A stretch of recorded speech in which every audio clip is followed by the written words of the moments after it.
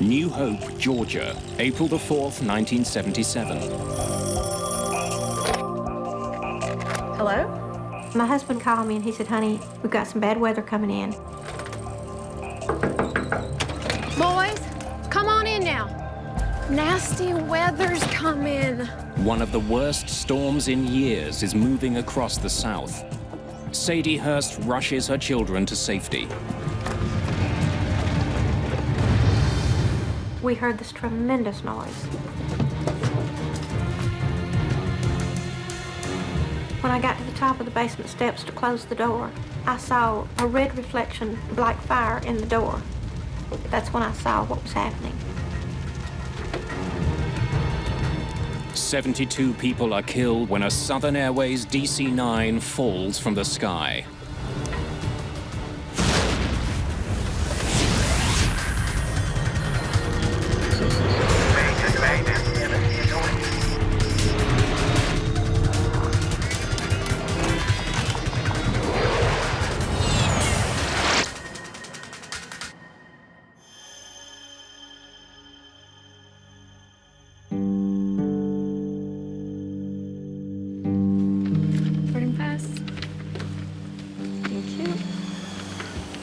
Good afternoon, sir. Good afternoon. May I see your boarding pass, please? Certainly.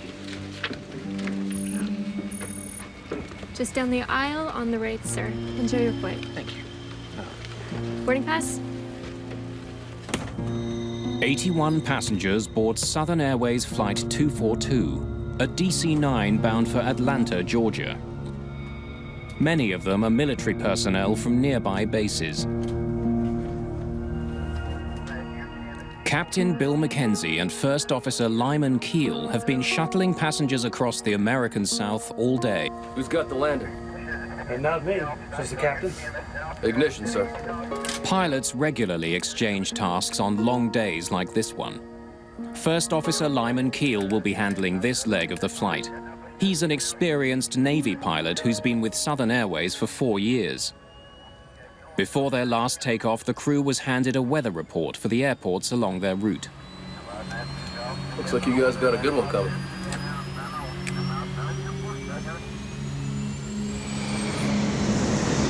The DC-9 was introduced in 1965 to fly frequent short flights.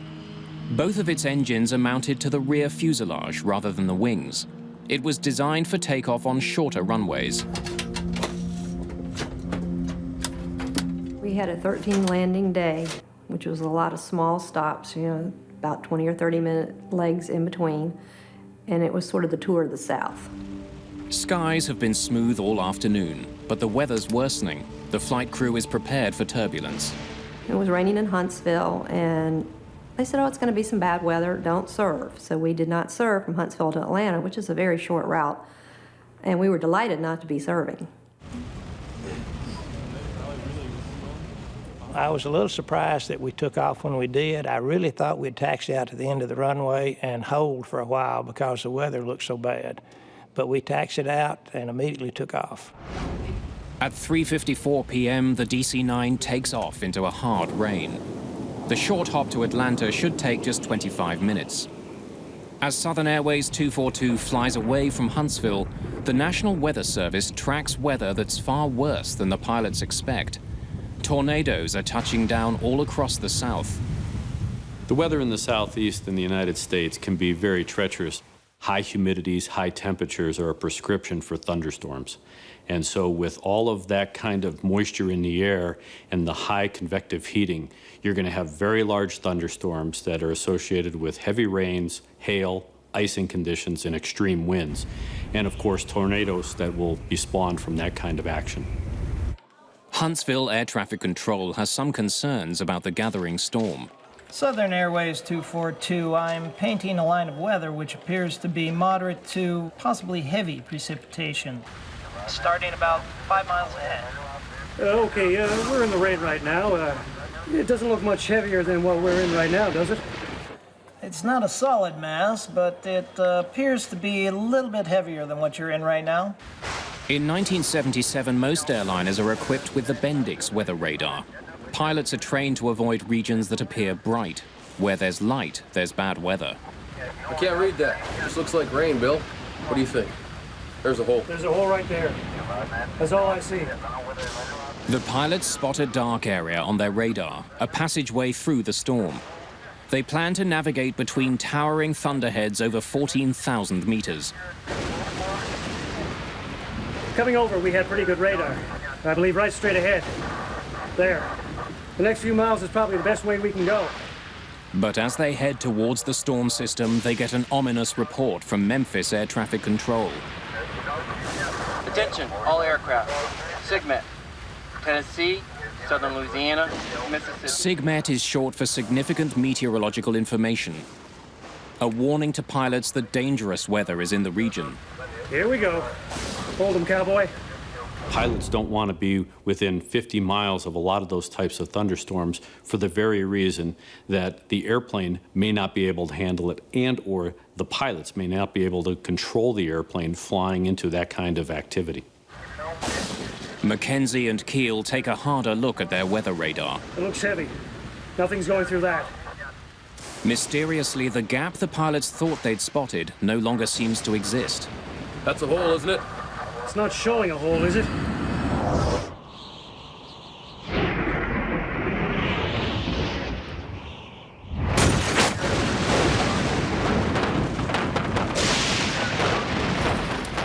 The storm suddenly gets much worse.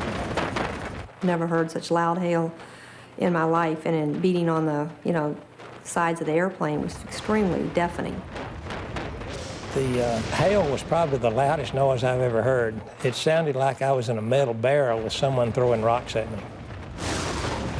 Please keep your seatbelts fastened. We should be out of this shortly. Hail the size of baseballs hammers the DC-9, breaking the plane's windshield. The pilots of Southern 242 had to raise their voices audibly to be heard above the unholy tattoo of this hail, which was buckshotting the airplane. These pilots had never been through anything like this before in their lives. Which way do we cross here or go out? I don't know how we get through here, Bill. I know. You're just gonna have to go out. Yeah, right across that bend. All clear left, approximately right now. I think we can cut across there. Mackenzie and Keel desperately seek an escape route from the storm. But as they do, the emergency escalates. The plane loses all electrical power.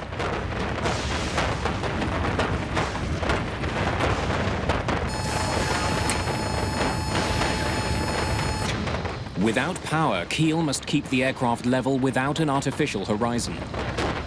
Now the pilots are left to look back out the window and try and orient the airplane with the horizon. But surrounded by thick cloud, a horizon is difficult to find. It's almost impossible for Lyman Keel to get his bearings. Southern 242, what's your speed? Atlanta Air Traffic Control tries to make contact with Southern Airways. They receive no response. Southern 242, Atlanta, what's your speed? After I realized that we had a disaster in progress, or something was wrong, I got up and started briefing my passengers. The flight attendants were very quick in giving us emergency landing instructions. There was not very much time for anyone to start panicking.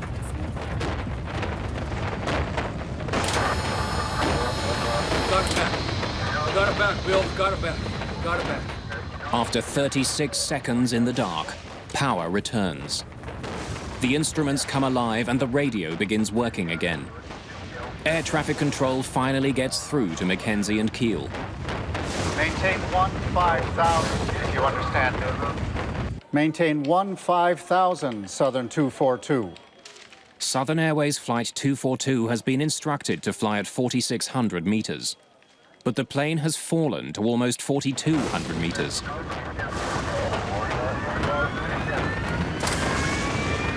We're trying to get it up there. While I was looking out at the front of the left engine, I could see the hail continuing to put more and more dents into the cowling around the engine and into the cone in the center of the engine. and the engine was starting to make sounds like it was quitting.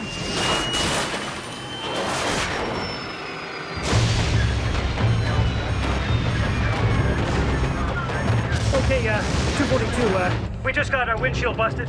We'll try to get it back up to 15. We're at 14. Southern 242, say you're at 14 now? Left engine won't spool. Our left engine just cut out. You say you lost an engine and busted a windshield? Yes, sir. My God. The other engine's going too. Got the other engine going too. Southern 242, say again. Stand by.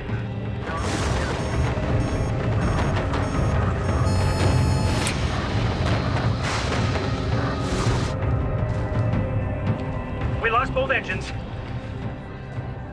Both engines are now out. This DC-9 is a glider, and it's falling at 56 feet per second. They're at 14,000 feet. They don't have a lot of time. Get us a vector to a clear area, Atlanta. Lyman Keel adjusts his course to navigate his plane out of the storm. Captain Mackenzie must restart the engines, or they'll be forced to make an emergency landing.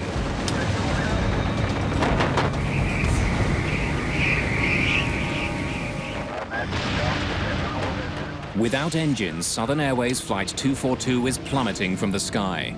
There's also another dire consequence of the engine failure. Normally, the engines generate electricity for the instruments, radios, and hydraulics. When the engines quit, all of these systems fail. APU deployed. The APU, the Auxiliary Power Unit, is a backup power generator. It will provide electricity to the plane, but it will take more than 2 minutes for it to power up. Once they had finished their instructions and there was simply a waiting period before we landed, we turned to each other and said that we would all get through this together, and we held hands for a moment. When the second engine quit, I wasn't aware of what was going on around me. I was so focused on trying to figure out a way to save myself. I knew that sometimes the tail breaks off in an accident, and I felt the further back I could get, the better. There we go. After 2 minutes without systems, the Auxiliary Power Unit finally kicks in. The pilots may not have engines, but at least they now have power. We lost both engines. How about getting us a vector to the nearest place? Captain Mackenzie needs directions to an airport. The flight can only stay airborne for another 6 minutes. Dorbins Air Force Base is 32 kilometers away. It has a runway that's long enough for a DC-9. It also has full emergency services. Southern 242, roger. Turn right heading 100. Will be vectors for a straight-in approach to Dobbins. Runway 11. It's Dobbins weather, Bill. How far is it?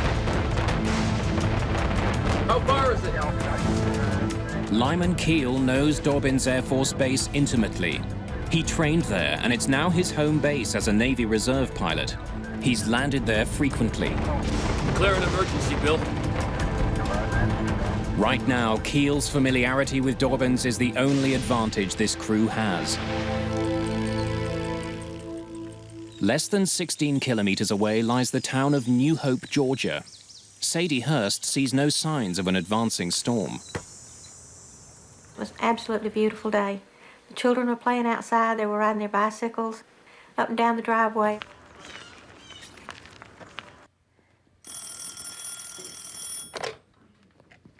Hello? Hey, you. My husband worked in Atlanta, and he kept his radio on the Huntsville radio station. And he called me, and he said, honey, we've got some bad weather coming in. He said, you need to get the kids in.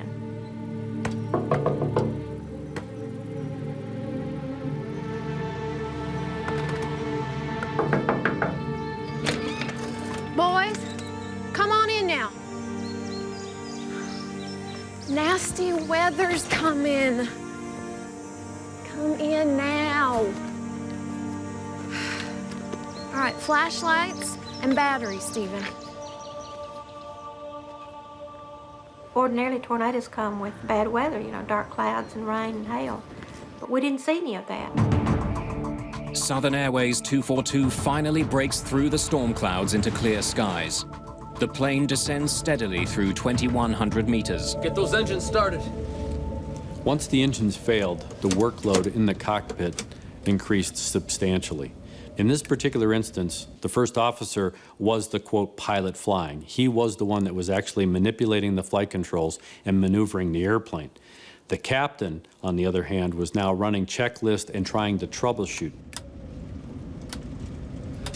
Listen, we lost both engines, and I can't tell you the implications of this. We only got 2 engines. And how far is Dobbins now? Southern 242, 19 miles. Do you have 1 engine running now? Negative. No engines. I didn't know what was wrong, but I could tell something was wrong. I went and opened the cockpit door simply to tell them we're ready for whatever. Just don't stall this thing out. No, I won't. Bill, what's going on? Not now, Kathy. Sit down. You could tell they were afraid. I understood that they were afraid just for the sound of their voice. So I understood that there was something very dangerous going on, but I had no idea what. Down to only 1,400 meters, the plane is still 27 kilometers from Dobbins Air Force Base. Ask him if there's anything between here and Dobbins. What? Ask him if there's anything between here and Dobbins. Is there an airport between our position and Dobbins? Southern 242, no, sir. Closest airport is Dobbins. First Officer Lyman Keel doesn't think he can get the DC-9 as far as Dobbins Air Force Base. He's lost too much altitude.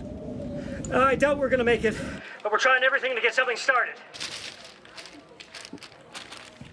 Roger. Well, there is Cartersville.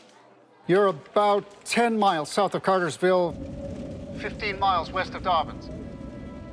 Keel needs a closer airport. Cartersville seems like a good choice. We'll take a vector to that, yes. We'll have to go there. Can you give us a vector to Cartersville? All right, turn left, heading 360. We'll be direct vector to Cartersville. Air traffic controllers in Atlanta see no other options. They direct Flight 242 to Cartersville Airport. As the pilots seek out an airport, the flight attendants still don't know what type of landing to prepare for. They wouldn't talk to me. When I looked in the door, the whole windshield was cracked. So what do we do? I think we've lost both the engines. I thought so. Okay. Kathy, have you briefed all your passengers? Mm-hmm.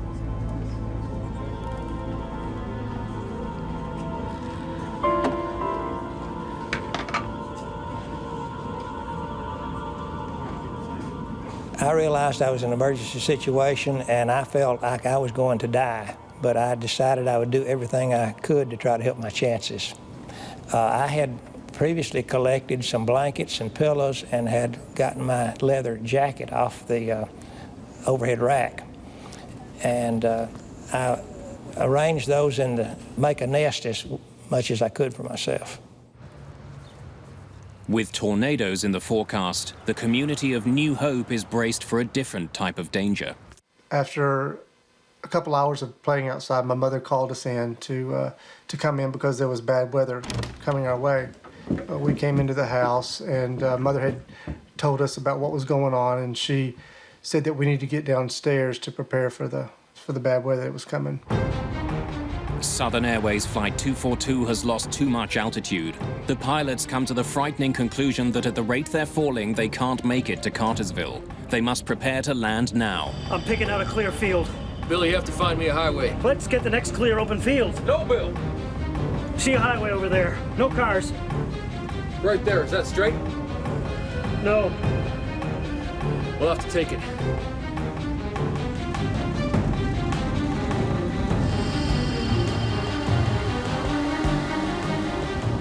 Lyman Keel decides to bring the plane down onto a rural highway, Georgia State Highway 92.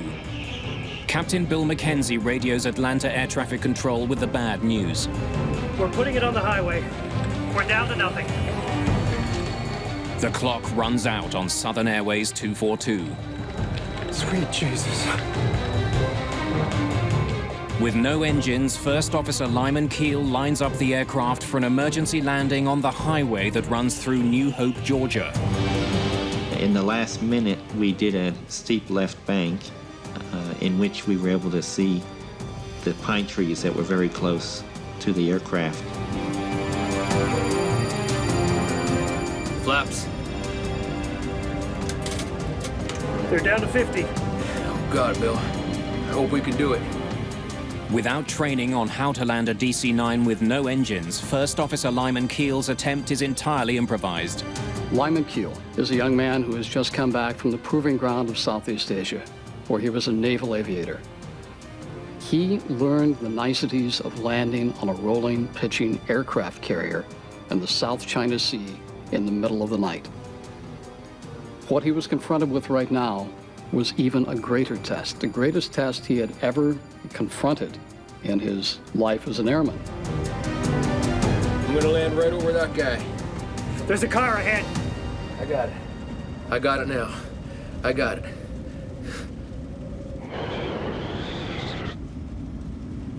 Brace for impact! The Southern Airways Flight touches down on State Highway 92.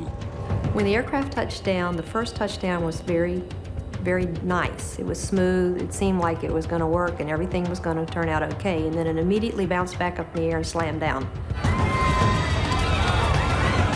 Each bump that we made seemed to be harder and louder than the previous one.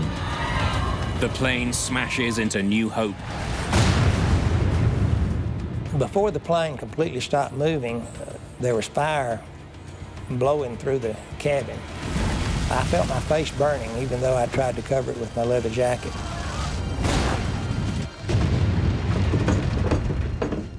We heard this tremendous noise. Large sections of Southern Airways 242 litter the entire length of New Hope.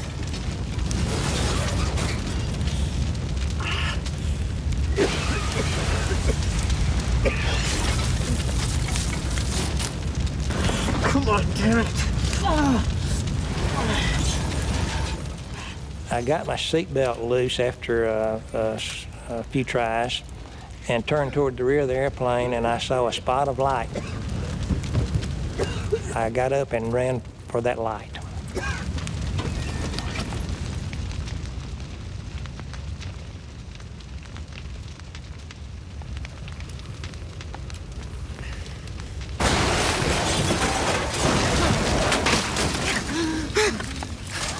I could not believe I was alive.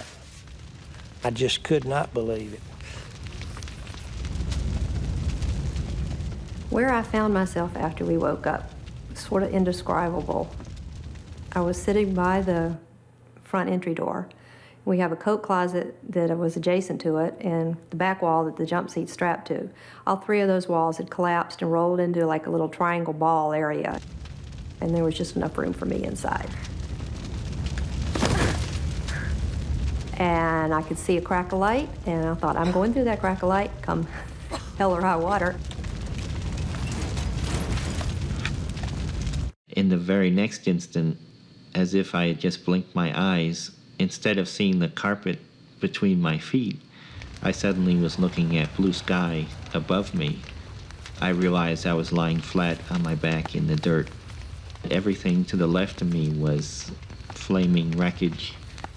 I didn't even recognize it as being the plane that I had just been thrown out of. I thought it was maybe a house that we had hit. Stewardess Sandy Pearl also escapes safely. She's able to help others.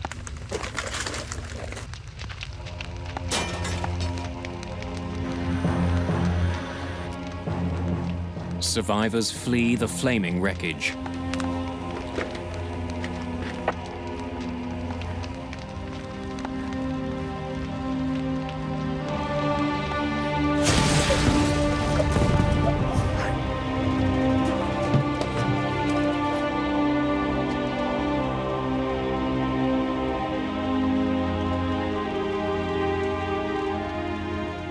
When I got to the top of the basement steps to close the door, I saw a red reflection like fire in the door.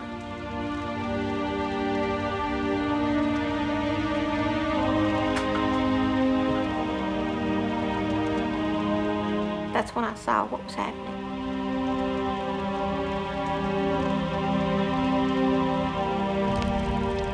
I saw smoke and fire.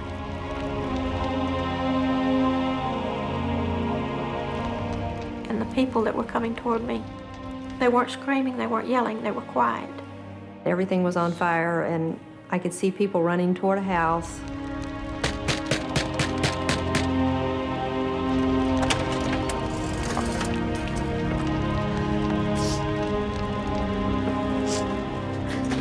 I need to use your phone.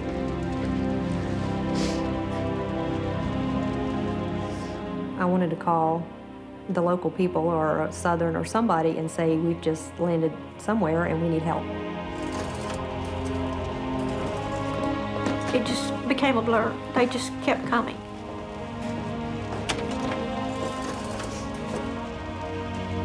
You help her.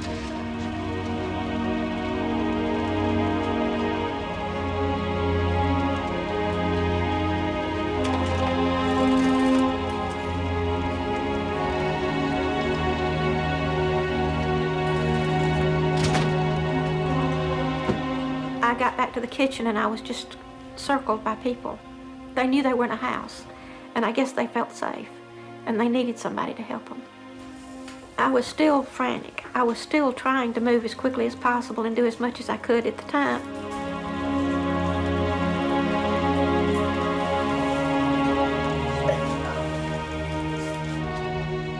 And I'll remember to the day I died just staring there at the trees burning and pine trees burning and pieces of aircraft. It was so unreal. I've never seen anything like it and never want to see anything like that again.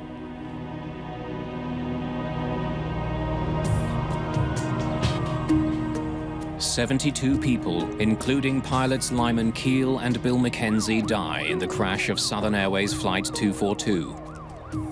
Investigators would soon uncover a tragic series of miscues and coincidences that caused the plane to crash.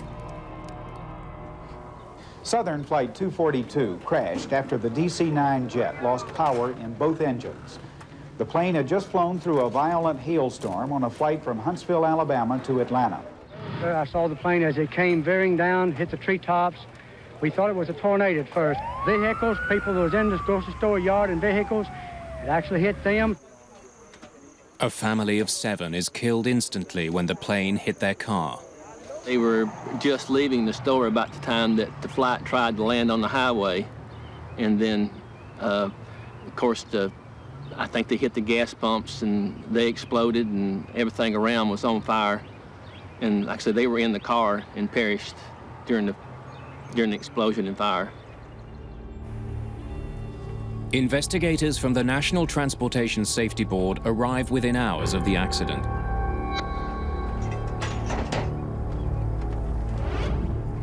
This is the second major blow to Southern Airways' safety record. In 1970, Flight 932, carrying the Marshall University football team, crashed in West Virginia. Everyone on board was killed. There are always many questions that investigators have to find answers to.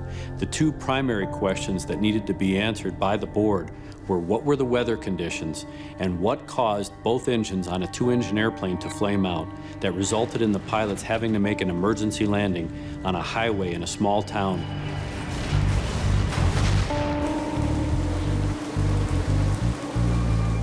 The storm that Flight 242 flew into was a monster. Why had a crew so familiar with weather in the South flown headfirst into it? That's a hole, isn't it? It's not showing a hole, is it? Investigators listened to the cockpit voice recorder for any clues about the decisions made by the crew as they were entering the thunderstorm. That's a hole, isn't it? It's not showing a hole, is it? They learned that the pilots relied heavily on their weather radar as they approached the storm. But it appears to have deceived them. All clear left, approximately right now. I think we can cut across there. One of the limitations of the radar that the crew of Flight 242 was using is signal attenuation. That is that the beam that is projected from the radar unit out to look at the weather and return is diffused, so that the picture that is depicted in the cockpit that the crew is looking at may not be accurate. Weather radar sends out radio waves. Those waves bounce off storm clouds ahead and return to the aircraft. But if precipitation is extremely intense, the radio waves can be deflected away. The radar unit might then interpret the lack of returning waves as a clear path ahead.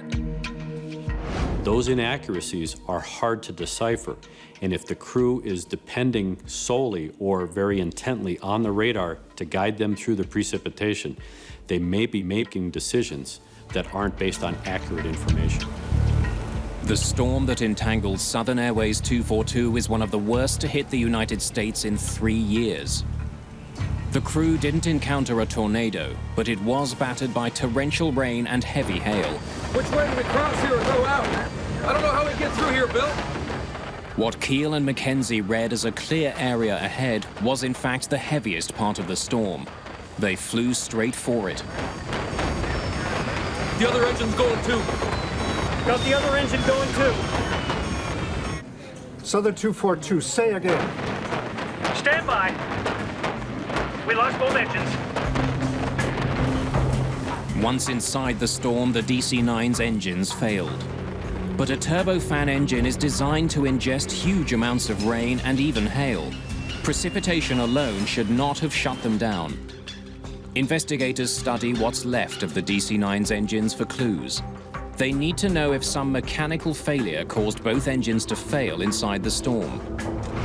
Well, initially I was puzzled as to how the engines could be involved in the cause of this accident, but I was very anxious to get there to see the engines myself to find out if there was any sort of visible failure in the engines. Pratt & Whitney, the manufacturer of the engines, assigns Al Weaver to advise the NTSB investigation. The engines are moved to Atlanta Airport for a closer inspection. And when they lifted the engines up in the vertical direction in the hangar, I could hear the tinkling and pieces fell out through the front of the engine onto the floor. I reached over and picked up those pieces, and I recognized them immediately as part of the high compressor blading deep within inside the engine. Al Weaver discovers that the pieces that fell from the engine were broken blades from the compressor. Jet engines need pressurized air for combustion. 2 separate compressors inside the engine are made up of dozens of steel blades. The rapidly spinning blades force air to the back of the engine. The pressurized air is ignited in the combustion chamber, creating thrust. Weaver notices that the compressor blades from Flight 242 are badly bent or fatigued. The way they're bent tells him they were damaged in the air, not when the plane hit the ground. And we know that that fatiguing and the type of fatigue that we could observe with our eye is caused by the repetitive surging of the engine over and over. A surge occurs when the airflow through an engine gets interrupted. Pressure builds up between the compressors instead of behind them. Without the back pressure, air from the combustion chamber moves to the front of the engine. The engine briefly loses power. Next, investigators need to find out if the repetitive surging was caused by the engines inhaling massive amounts of rain. When an engine ingests rain, it has to convert it into a gas before it can pump it out as exhaust. That process uses energy and slows down the engines. Investigators conclude that with so much rain to convert, the engines couldn't maintain enough power to run the generators. That's what caused the first power outage. But it doesn't explain why the engines failed completely. Al Weaver wants to know if the sheer volume of rain the engines were forced to ingest could have caused their failure. The same engine model that powered Southern Airways 242 is run with up to 14% water to air. Okay, engines at 3/4 throttle.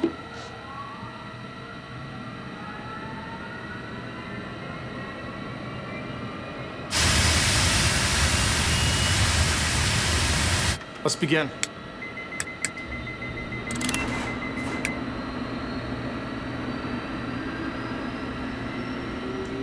Investigators ultimately throw monsoon-level rains against the engine. They run it from idle up to full throttle. Okay, that's it. Shut it down. The rain was not enough to cause the kind of surge that tore the engines on Flight 242 to pieces. Thanks very much, gentlemen. And the engine operated normally, no abnormalities. So our judgment was we could not conceive of a rainstorm that would put more water in. So we knew we were going in the wrong direction with more water. The water ingestion test points investigators to another suspect. That's a hole, isn't it? It's not showing a hole, is it? Hail.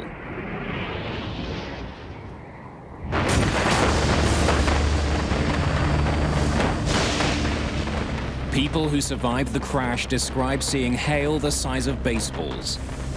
It was powerful enough to break the plane's 3.5 centimeter thick windshield. Al Weaver discovers significant hail damage on both of the plane's engine cowlings. Starting at the front of the engine, we noted that the inlet cowl and the center body that streamlines the airflow going into the engine, which are parts of the aircraft structure and made out of aluminum, were all dented from both engines.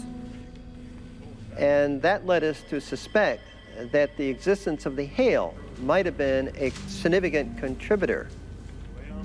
Weaver knows that it would take a powerful force to damage the hard metal compressor blades. We knew from the examination mechanically of the engines that the hail itself did not cause any damage to the engine. It only dented the outside of the covering over the engine. Heavy precipitation and a damaged cowling could have interrupted the engine's airflow and caused a surge. But one surge shouldn't tear an engine apart. Weaver suspects that massive pieces of hail may have clogged a vital outlet in the plane's engines: the bleed valves. When pressure builds between the two compressors, bleed valves should open automatically to release that pressure and clear the surge. If the bleed valves were blocked, the engines would have continued to surge over and over again.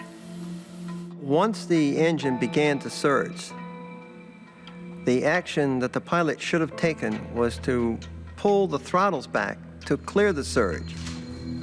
Al Weaver turns to the cockpit voice recorder and discovers that the circumstances may have caused the crew to do the exact opposite. Maintain 15,000, Southern 242. We're trying to get it up there. Weaver learns that the crew was asked to climb while in the heart of the storm. Maintain 15,000, if you understand me. Maintain 15,000, Southern 242. In order to climb, the captain had to increase thrust to his engines, which would have made matters worse. But if the surge was not cleared and allowed to continue, then the engine would simply break itself internally. We're trying to get it up there. Advancing the throttles would only worsen the situation. With its bleed cavities blocked by hail, pressure built up inside the engines, bending the compressor blades until they shattered. Left engine won't spool. Our left engine just cut out. And once the blades broke in the compressor, then the engine has no hope of ever working again. Investigators now understand how the pilots misread the storm and how their engines failed as a result of it. But they don't know why the pilots weren't warned that there was such a severe storm in their path.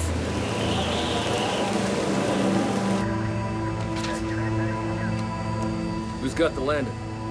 Not me, says the captain. Ignition, sir. As the pilots prepared to depart Huntsville, they did have a weather report from Southern Airways, but the information was already hours old. Looks like you guys got a good one coming. Southern Airways dispatch did not have updated information. They didn't subscribe to the National Weather Service's update system. They did have a subscription to a service that required them to dial up and receive the information. When the dispatcher called the phone number to get the updated information, it was busy and never pursued it, and was not able to provide any kind of update information to the crew of 242. Southern Airways 242, I'm painting a line of weather which appears to be moderate to possibly heavy precipitation, starting about 5 miles ahead. Could Huntsville have provided better weather information? Absolutely.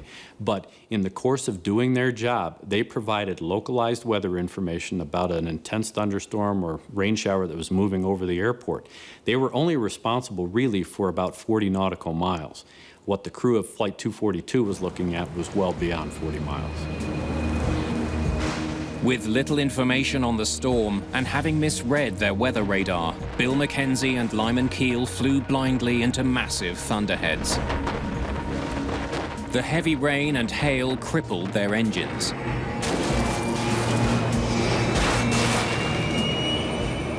The crew decided that their only option was an emergency landing. We lost both engines. How about getting the vector to the nearest place?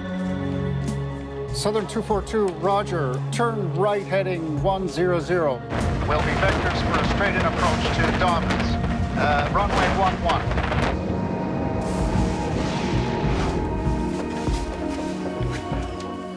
When investigators analyzed the flight path of Southern Airways 242, they discover one more deadly oversight.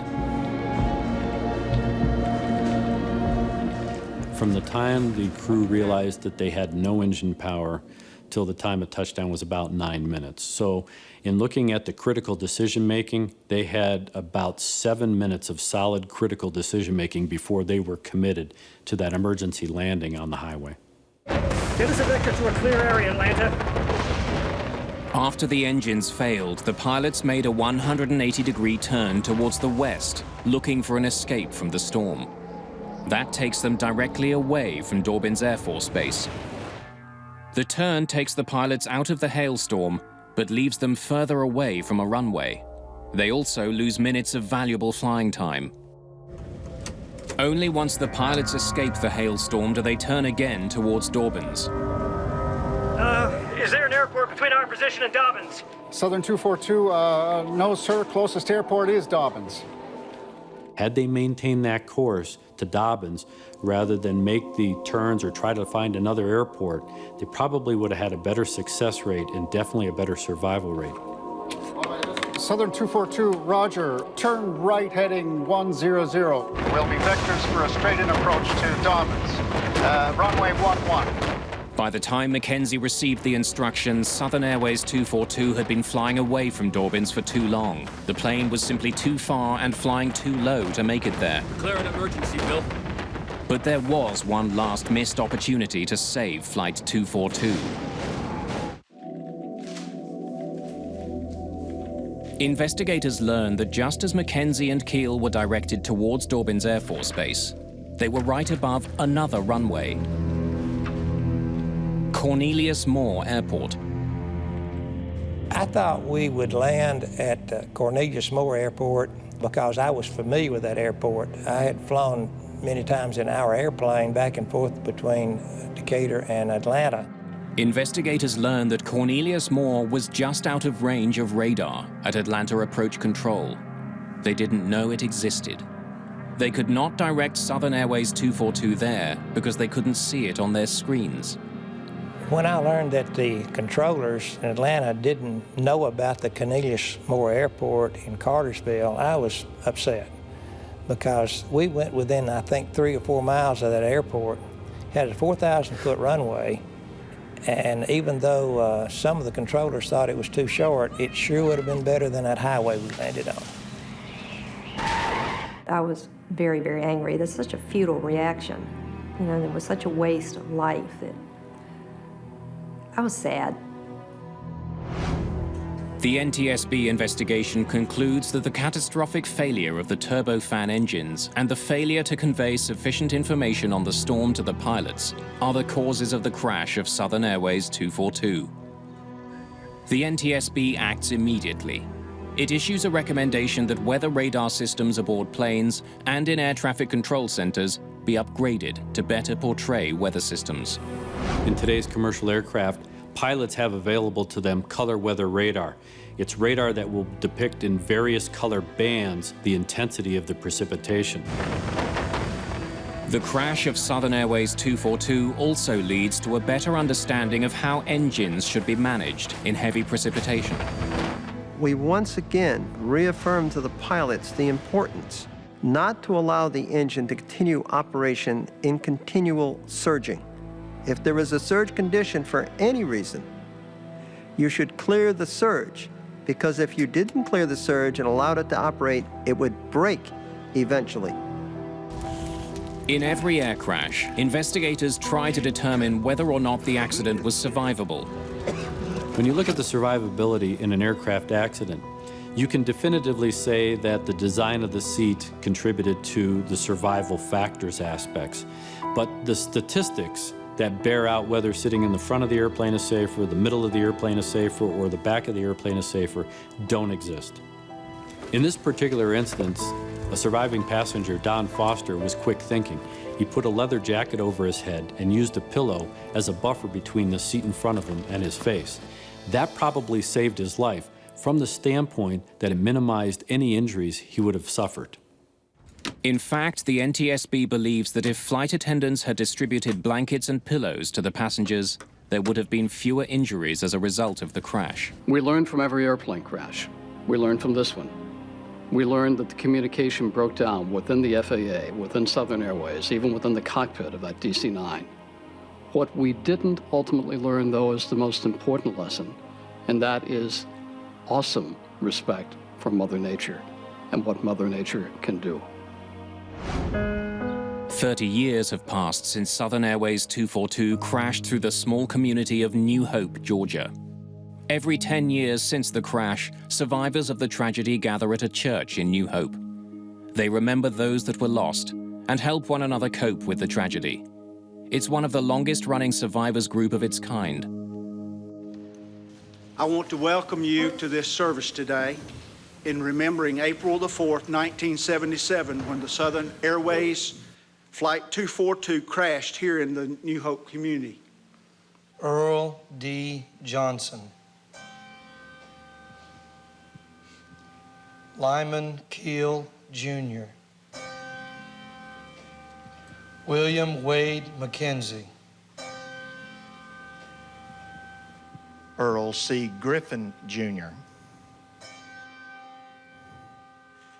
After the crash, I had a hard time understanding how I managed to survive. And after a couple of months, I quit worrying about it. I felt like I had a second shot at it. I felt like that family was more important, having fun was more important.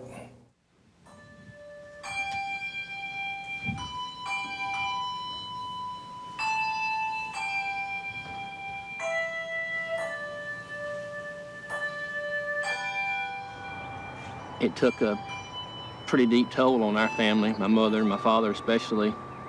They lost 2 of their children and all their grandchildren all at one time.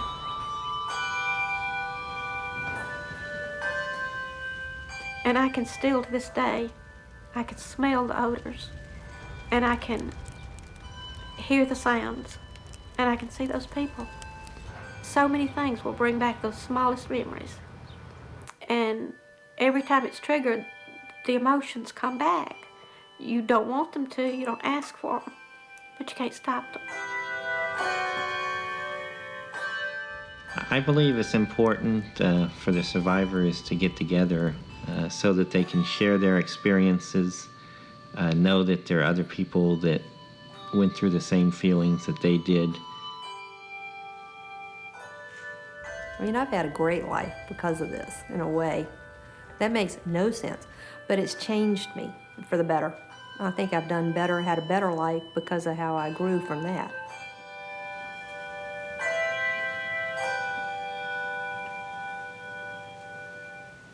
May this service do honor to these dear loved ones, and may it bring comfort and peace to we who remain.